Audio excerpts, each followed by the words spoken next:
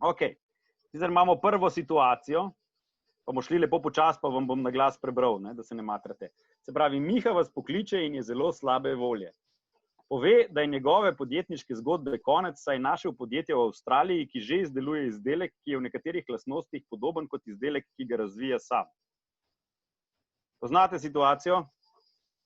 Konc je, ne? Ja. Kaj rečeš, Miha, tu? Ja, super, odlično. Nekdo je validiral poslovni model pred njim, ne? Tako da zadeva pije vodo. Ok, mi je všeč, ja. Še kaj? Tleka je Avstralija malo lažji, ne? Bi moral reči, da je to v Kranju najdu nekoga, ki isto dela, ne? Je res, bi mogel popraviti, bom popravil, kaj si, ja. Nekaj, da je bližji, ne? Da se čudi, da je na njegovem trgu, ne? Daj Okay. Avstrijo, da ne boš preveč črk spremenil. Prav bom dal Avstrijo. Pa blizu je. Ja. No, kaj mu reči? To je realna situacija, to sem jaz parkrat že doživel. Ne se ne obremenjuje s tem, ne? Zakaj ne? Ja, zato, ker Avstralija na drugem koncu sveta, ok, danes smo sicer globalno vse skupaj povezani. Jaz imam v takih primerih vedno anekdote uporabljam. No. In eno anekdoto, kar lahko zmer povem, je to, da po tistem, ko smo mi naredili Male junake v Sloveniji, 3 mesece po tistem, je prišel do mene en tip in je rekel, a si videl ti tole spletno stran littleheroes.com? Pa jaz ne. In grem pogledat littleheroes.com in kaj so delali, ne? Pač, ne samo, da so imeli isto ime, kot mi, samo angleščino, ampak so delali personalizirane knjige. Čist isti poslovni model so imeli. Zdaj, mene je takrat ful bolel to po tistih 3 mesecih, pač, ker je zgledali, da smo si z Micam pač dala sam nalogo kopirati druge, ne pa, da smo se sama spomnila. Ampak realnost te zgodbe na koncu je pa bila, da oni so čez 2 meseca zaprli firmo, pač mi jo pa niti približno nismo. No. In zdaj, če se tisko to anekdoto sliši, pač, če lahko kaj ven iz tega potegne, super, no. Bistvo je tudi, da je irelevantno, še kdo drug dela kaj tazga, kot ti, pač svet je velik. Važen je execution, ne pa ideja, ne pa produkt. Pa mogoče tudi to, da je izdelek podoben, v čem je pa različen, ne? In kaj te razlike, na kakšnega kupca lahko pač usmeriš te razlike, ne? V čem je pa boljši. Lahko v bistvu zelo dobro vzpostaviš svojo nišo, pa rečeš, te delajo, ne vem, tako, en problem rešujejo, mi ga pa tako, ne?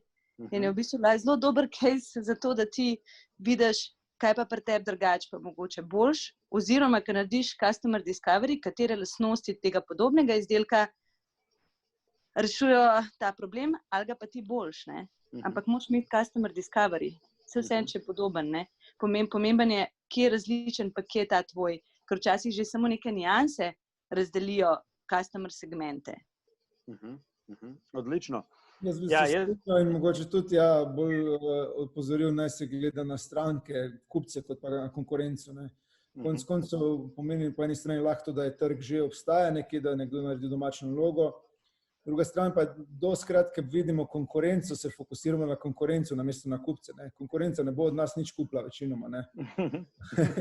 Bo kakšen testen vzorček. Ne, tako da... Ja, in v bistvu pol pogledati res tisti addressable market, ki je ponavadi, ne vem, v milijardah se meri promet, tebe pa konkurenta se pa meri mogoče ne v milijonih. Super. Meni je tukaj vedno odzvanje na tem primeru, ne vem, če poznate ono knjigo, pa je fajn, naporna knjiga za brati, ampak sporočiloma pa dobra. Tista, if you're so smart, why aren't you happy? Ne vem, če se kdo že soočil s to situacijo, ampak je dobra knjiga, naštudirana tako. In ena od tez, zakaj ljudje niso toliko srečni, posebej ponavadi pametni in uspešni ljudje, je zato, ker predvidevajo, da je uspeh redka dobrina. Okay, pravijo, da there is a scarcity of success.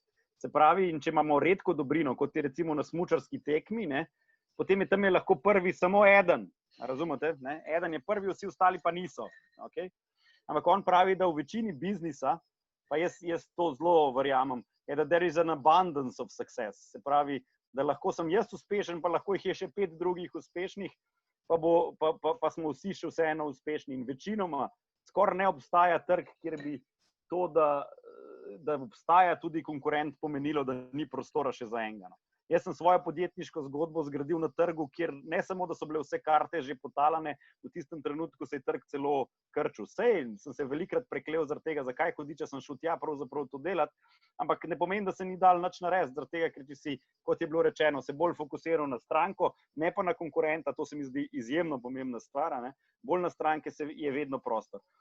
Se pravi, mentorska vloga, ki jo jaz tukaj vidim, je vloga helikopterja. Okay? Nekoga, ki zna stvar pogledati malo stran od tistega, ki je toliko upet na to in mu reči, daj malo razširi svoj pogled na stvari. Okay? Ena zelo pomembna stvar. Kot mentor je vedno treba delovati rahlo helikoptersko. Ne? Se pravi, nikoli na prvo žogo, nikoli se odzivati takoj na prve informacije, ampak pogledati malo iz distance.